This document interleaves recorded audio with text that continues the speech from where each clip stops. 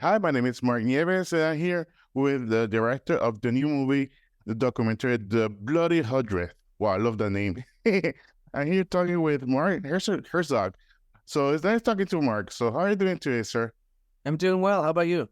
Very good. Very excited to be talking to you and talking about this documentary of the process of the Masters of the Air. How basically the show is impressive. It's just such a huge event and every all the details you see. It's like every episode is like a movie of the scope. How is it bringing all of these and then dedicating yourself and bringing this documentary of all the events that took place during this time of year during the war? Well, it's wonderful. It's a wonderful series. I agree with that. And it's based on Don Miller's book, which tells the story of not only the 100th Bomb Group, but the 8th Air Force in World War Yeah, II. And our documentary, The Bloody Hundredth, is the companion documentary. And I think meant to, after you finish the 9 episodes, you want just a little bit more. And maybe see some of the veterans in their own words tell their story. And, I think that's what it presents. yeah. My brother is in the Air Force, and basically I see a lot of the what happens and the history behind the Air Force as a unit as all these years. How is it bringing this story? How important was it bringing this story to today with Uh, current events that happen in the world? it's always important. You can always get something out of any story from the past because it seems to always relate to something that's happening now. The story of World War II is one of the greatest conflicts that ever happened in this world. It affected the entire world with not only the European theater and Northern Africa, but all over the Pacific. And Mm-hmm. the stories are numerous, and I hope people will keep telling those stories. In this particular case, we're talking about Yeah. one bomb group in Europe and what happens to them. And I think it's analogous of what happened to a lot of the other bomb groups within the 8th Air Force and what they had to go through to fight the Nazis. Yeah. And during your process of during your researching for this documentary, what did you learn that impressed you the most that you didn't knew about it, that you where you're looking at research, I said like, this is very impressive. This is awesome. Oh, I think I will have to admit I did not know much about what it meant to be flying a B-17 Mm. um, over Germany. What that really meant. What that meant was you had this very impressive plane. They called it the Flying Fortress because it had as many as 13 50 caliber guns on it to protect itself from the Luftwaffe. But it also meant that 10 men climbing into that plane would fly up to heights as high as 25, 30,000 feet and unpressurized. Mm-hmm. We all get in airplanes today and those are pressurized. This is unpressurized at 25,000 feet, which means you would be in, an atmosphere that's sometimes 50 to 60 below zero.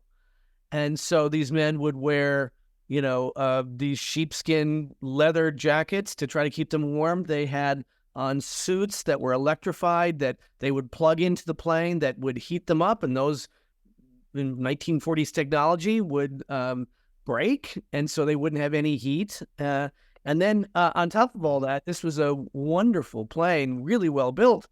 But it was made of aluminum. And when flak, which is a mini bomb that would be sent up from the ground, would explode near them, it would send shrapnel right through the aluminum.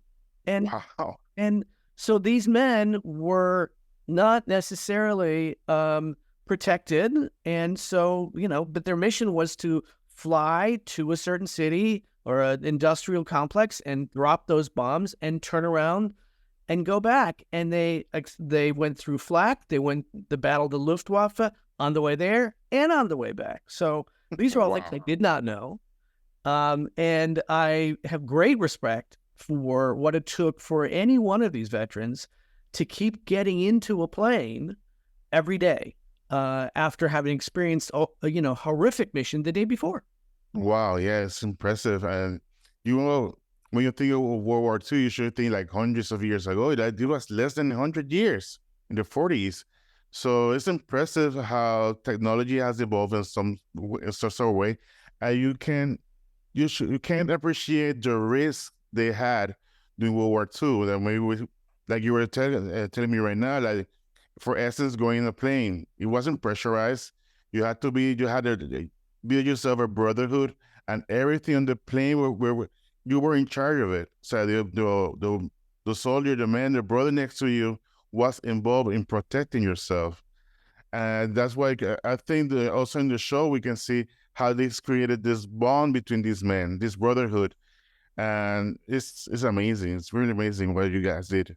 There's a quote that Steven Spielberg gives within our documentary where he says, everybody's fighting for the same cause to stop the Luftwaffe and the Nazis, but more than often it came down to that not only you're doing the bigger cause, but really you're fighting for the man to your right and the man to the left, because those are your brothers, as you called them, and you're fighting alongside with, and you don't want to see harm come to them.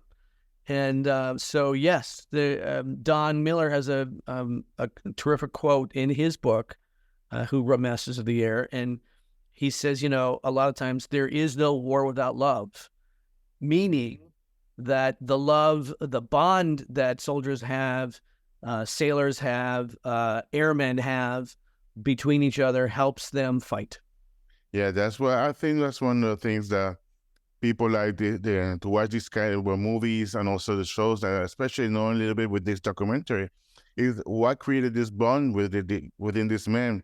They didn't have the same background. They came from different places, and all of a sudden they were thrown into this war, and they became brothers. Right. Yeah. And we have another quote from Harry Crosby in the documentary saying, "These friends were the friends of all friends." And John Luckadoo, one of the people that we interviewed, a veteran who's still alive at 102, talks about how this was a life changer. Spending time with these men and going through all these things, it really did change his life. Well, Mark, thank you so much to learn a little bit more about it. Let's just say the name, the Bloody Hundredth. It sounds very, very piratey. Well, they were the 100th Bomb Group, and they got a reputation for losing men and planes, and so they became known as the Bloody Hundredth. So you can catch it on Apple TV Plus. So, Mark, thank you so much. I have a great, as I said, it's a great show. I saw a great documentary. So thank you so much. I appreciate your time. Thank you, Mark.